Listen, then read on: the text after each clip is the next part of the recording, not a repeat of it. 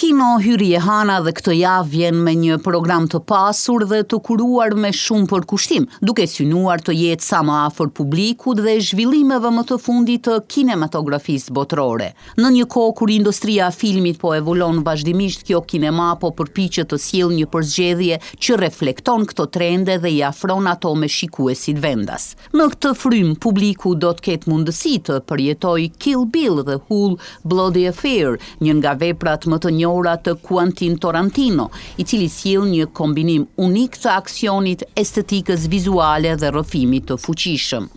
Në anën tjetër, programi sjell edhe The Super Mario Galaxy, që do të përfaqësojë një nga drejtimet më të reja të industrisë, adaptimin e botëve të lojrave dhe kulturës digjitale në ekranin e madh.